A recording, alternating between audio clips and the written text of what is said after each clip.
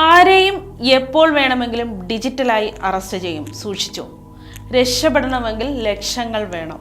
ഈ ഡിജിറ്റൽ ലോകത്ത് നമ്മൾ ഏറ്റവും കൂടുതൽ ഭയപ്പെടുന്ന ഒരു വിഭാഗം ആളുകളാണ് സൈബർ ക്രിമിനലുകൾ. ഹാക്കർമാരും ഓൺലൈൻ തട്ടിപ്പുകാരും മറ്റും തുടങ്ങിയ ഒരു വലിയ സംഘം ആളുകളാണ് ഇവർ.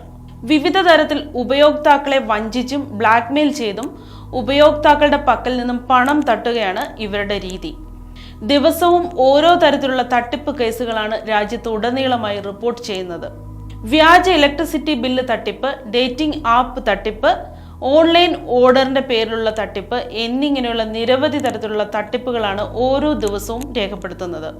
ഇക്കൂട്ടത്തിൽ ശ്രദ്ധേയമായൊരു തട്ടിപ്പാണ് വെർച്വൽ അറസ്റ്റ് തട്ടിപ്പ് അല്ലെങ്കിൽ ഡിജിറ്റൽ അറസ്റ്റ് തട്ടിപ്പ്. ഓൺലൈനായാണ് ഈ തട്ടിപ്പും നടക്കുന്നത്. എന്താണ് വെർച്വൽ അറസ്റ്റ്?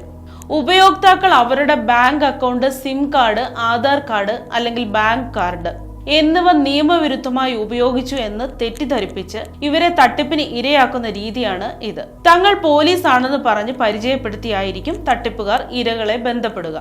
ശേഷം മേൽപ്പറഞ്ഞ കുറ്റകൃത്യങ്ങളിൽ നിങ്ങൾ പങ്കാളികളാണെന്നും ഇവർ ഇരകളെ തെറ്റിദ്ധരിപ്പിക്കും. നിയമ നടപടിയുടെ ഭാഗമായി നിങ്ങളെ വെർച്വലായി അറസ്റ്റ് ചെയ്തിരിക്കുന്നു എന്നും തട്ടിപ്പുകാർ പറയുന്നു. നിങ്ങളുടെ പണമിടപാട് കാര്യങ്ങൾ പരിശോധിക്കാനായി ബാങ്ക് അക്കൗണ്ട് വിവരങ്ങൾ ഞങ്ങൾക്ക് കൈമാറണം എന്നും ഇവർ ആവശ്യപ്പെടും. ശരിക്കും പോലീസ് ആണെന്ന് കരുതി പല ഉപയോക്താക്കളും ഇവർക്ക് ബാങ്ക് അക്കൗണ്ട് വിവരങ്ങൾ കൈമാറുകയും ചെയ്യും. ഈ വിവരങ്ങൾ ഉപയോഗിച്ച് തട്ടിപ്പുകാർ ഉപയോക്താക്കളുടെ അക്കൗണ്ട് കൊള്ളയടിക്കുകയും ചെയ്യും. ഈ അടുത്തിടെ വെർച്വൽ അറസ്റ്റ് തട്ടിപ്പിലൂടെ കൊല്ലം സ്വദേശിക്ക് 40 ലക്ഷത്തോളം രൂപയാണ് നഷ്ടപ്പെട്ടത്.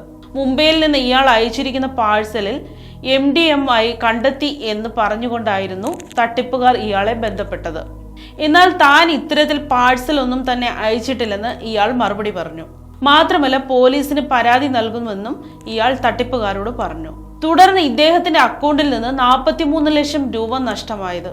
ഇതിനുശേഷമാണ് താൻ വഞ്ചിക്കപ്പെട്ട കാര്യം ഇയാൾ തിരിച്ചറിഞ്ഞത്. ഇത്തരത്തിൽ നിരവധി തട്ടിപ്പുകളാണ് ഓൺലൈനായി ഇപ്പോൾ രാജ്യത്തുടനീളം നടക്കുന്നത്. ഇത്തരത്തിൽ എന്തെങ്കിലും ഫോൺ കോളുകൾ നിങ്ങൾക്ക് ലഭിച്ചാൽ ഇവയോട് പ്രതികരിക്കാതെ ഇരിക്കുക. മാത്രമല്ല ബന്ധപ്പെട്ട അധികാരികളെ ഇക്കാര്യം അറിയിക്കുകയും വേണം. അജ്ഞാതമായി വരുന്ന സന്ദേശങ്ങളിലെ ലിങ്കുകളും മറ്റും ക്ലിക്ക് ചെയ്യാതിരിക്കാനും ശ്രദ്ധിക്കുക.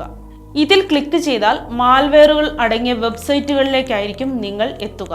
ഈ മാൽവെയറുകളുടെ സഹായത്താൽ നിങ്ങളുടെ ഉപകരണം നിയന്ത്രണത്തിലെടുക്കാൻ ഹാക്കർമാർക്ക് സാധിക്കുന്നതാണ്. അതേസമയം നിങ്ങൾ എപ്പോഴെങ്കിലും ഓൺലൈൻ തട്ടിപ്പിന് ഇരയായാൽ ഉടൻ തന്നെ വിവരം സൈബർ പോലീസിന്റെ നമ്പറായ 1930 വിവരം അറിയിക്കണം.